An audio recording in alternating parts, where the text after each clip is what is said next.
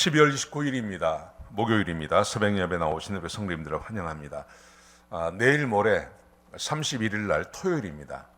밤 11시에 교회에서 송구영신 예배가 있습니다.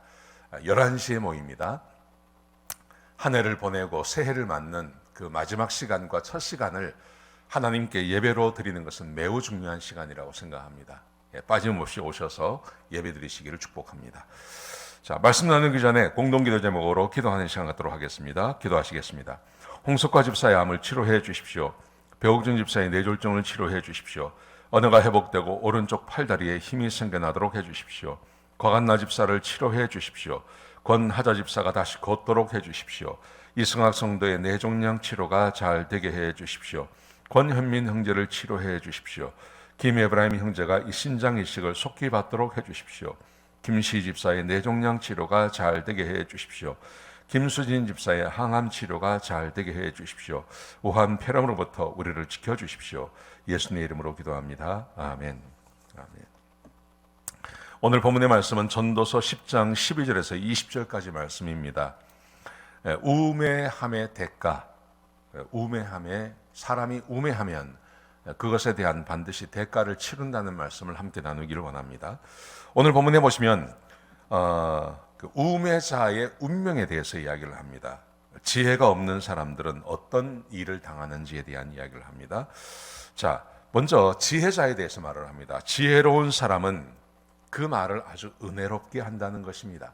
그런데 우매자는 자기를 죽입니다. 우매자가 입을 열어서 말을 하면 그것 때문에 자기에게 타격이 오고 자기가 죽습니다. 13절에서는 우매자의 말의 시작은 우매함이고 그 말의 결말은 심히 미친 소리다.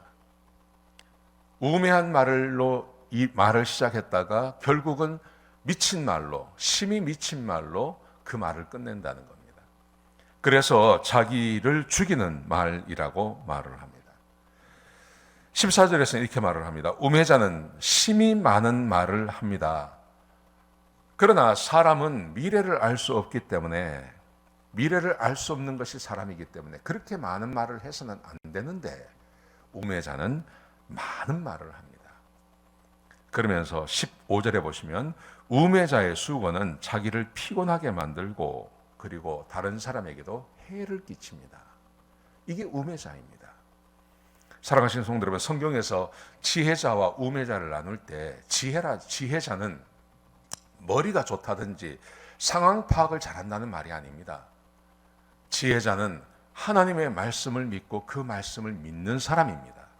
우매자는 머리가 나쁘고 또 말을 잘 못하고 상황 분석을 잘 못하는 사람을 말하는 게 아니라 하나님을 경외하지 않는 사람을 말하는 것입니다. 자기의 생각을 이야기합니다. 그러므로 공부를 많이 한 사람일 수도 있고요.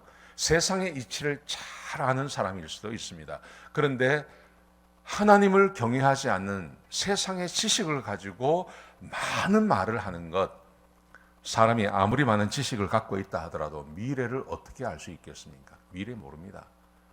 사람이 아무리 많은 공부를 한다고 해서 이 세상 모든 지식을 다 알 수 없습니다. 아주 편협한 조금의 것을 알 뿐입니다. 그런데 그것을 진리로 알고 말을 하기 시작하고 그 말을 하면 할수록 하나님의 진리에서부터 멀어지게 된다는 말이죠.